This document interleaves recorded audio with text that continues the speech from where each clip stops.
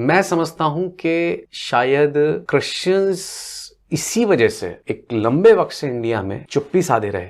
आप समझ रहे हैं इस बात को? उनकी चुप्पी साधने की वजह से क्रिश्चियंस आज सबसे ज्यादा सॉफ्ट कॉर्नर बन चुके हैं इंडिया में। सॉफ्ट कॉर्नर, आसानी से कुछ भी इनके बाइबल के लिए बोल दो, कुछ भी इनके ऊपर जोक क्रैक कर दो, बॉलीवुड इनका कैसा भी इंटरप्रिटेशन कर दे। अगर ये मुहिम अमेरिका में नहीं छिड़ी जाती तो कभी भी वहां पर रेवोल्यूशन नहीं आता और ब्लैक को जो डिस्क्रिमिनेशन का सामना करना पड़ता था उनको कभी भी इक्वल राइट्स वहां पर नहीं मिलते। वरना बस में उनको अलग सीट दे रहे हैं, अगर पानी का टैप है इसमें से ब्लैक नहीं पी सकता, इसमें सिर्फ गोरा आदमी पानी पिएगा, ब्लैक नहीं पी सकते। इतना डिस्क्रिमिनेशन था। आप समझ रहे हैं? आज ना करते करते करते करते किस लेवल पे बात चली गई। और अगर हम अभी भी चुप हैं और हम अपनी उसकी बात ही नहीं कर रहे हक की, हम कोई हिंसा की बात तो किसी से कह नहीं रहे, पर हम एटलीस्ट अपने पक्ष को रखेंगे। हम बताएंगे जब हमें कॉन्स्टिट्यूशन प्रचार करने का हक दे रहा, हम क्यों नहीं कर सकते। और मैंने क्या बोला ब्रदर कि अगर हम इतना चुप रहेंगे, और चुप रहने की वजह से क्या हो गया, हमने अपनी जनरेशन के अंदर बकायदा डर को फीड करवाया और हमने एक डरपोकों की जनरेशन को खड़ा कर दिया। इस जनरेशन से खुदावन उन बंधनों को तोड़ रहा है और उनके अंदर हम उस करेज को डालेंगे कि ये जो नेक्स्ट जनरेशन है ना,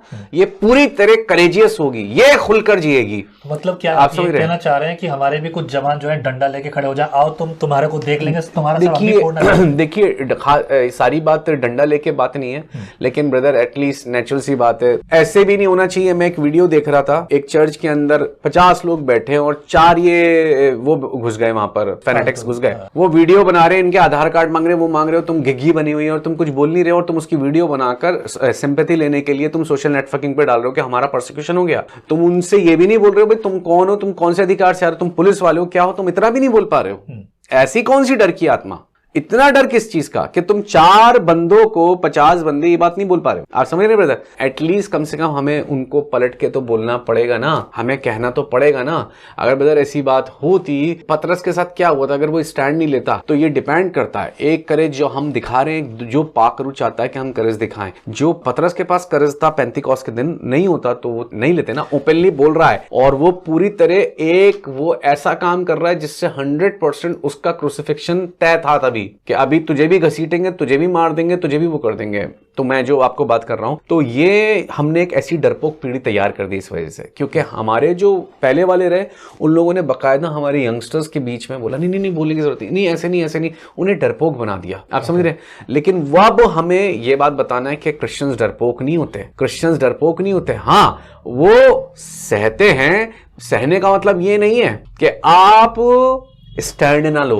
खुदा के लोगों ने बाइबल में टाइम पे स्टैंड लिया है, और जब स्टैंड लिया है और पाकरू ने उन्होंने स्टैंड दिलवाया है, तब कुछ हिला है। आप तब कुछ कह रहे हैं स्टैंड कब लिया, मतलब कौन से समय की बात कर रहे हैं? आप देखिए गिदोन ने स्टैंड लिया नहीं लिया, तो Old Testament was different, right? Old Testament God is giving us बिल्कुल, but what about the new? या एग्जैक्टली। अगर ऐसी बात है तो क्रिश्चियन कंट्री में आज मिलिट्री पावर्स क्यों होती है? मिलिट्री क्यों होती है? आर्मी क्यों कॉम्बैट करते हैं वो लोग? क्रिश्चियन कंट्रीज की बात बोल रहा हूं मैं। क्यों आज वो वेपन में इतने आगे हैं? क्यों उन लोगों ने इतनी हुकूमत करी? क्यों उन लोग सुपर पावर बने रहे?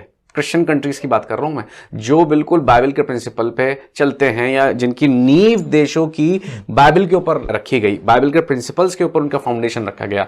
आज उनकी मिलिट्री पावर दुनिया में सबसे ताकतवर क्यों है? ये बात भी हमें समझने की जरूरत है। हमें बीच के फर्क को और उस फाइन लाइन को समझ के उसे बरकरार करने की बहुत जरूरत है। पहली बात तो यह है।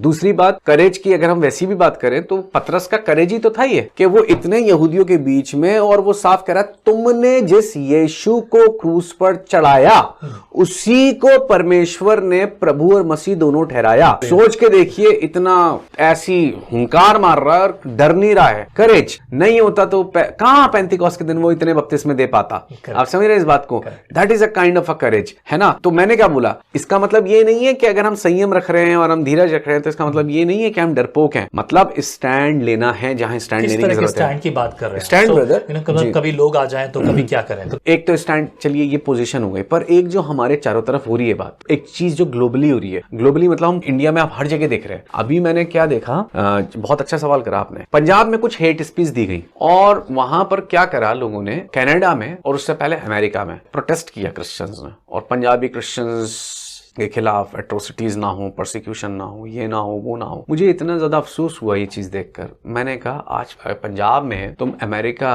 और कनाडा में प्रोटेस्ट कर रहे हो क्योंकि पंजाब में आपके फेवरेट पास्टर के अगेंस्ट में कुछ कह दिया या वहां पर कुछ ऐसी बात हो गई, तो आज आप वहां प्रोटेस्ट कर रहे हो। इतने सालों से छत्तीसगढ़ और यूपी में इतना खतरनाक प्रोसिक्यूशन चल रहा है, कितने पास्टर्स इवेंजलिस्ट बंद कर दिए जेल में अभी तक और अभी भी हैं, और जिन पे केसेस चल रहे हैं। ठीक है ना, 100 हंड्रेड्स ऑफ, तुम्हें आज तक वो नहीं दिखे। एक 4 हेट स्पीच दी गई, स्टैंड लेने का मतलब उन्होंने करा बहुत अच्छा है, लेकिन स्टैंड ये तब मतलब जब आपकी स्टेट के अंदर जिससे आपका इमोशनल लगाव है या आपका पास्टर जिससे आपका अटैचमेंट है उसके खिलाफ हुआ तो आपने ले लिया स्टैंड। यहाँ स्टैंड लेने का मतलब है एटलीस्ट आपकी आउटरीच लोगों तक पहुंचे, वो दुनिया तक पहुंचनी चाहिए कि गलत हो रहा है, प्रोटेस्ट कीजिए, बताइए लोगों को ये गलत हो रहा है। स्टैंड लेने का मतलब उसी चीज को एज एन अपॉर्चुनिटी के तौर पे इस्तेमाल करें और यीशु मसीह के नाम को प्रोक्लेम करें। सबसे बड़ा स्टैंड तो यही हो सकता है।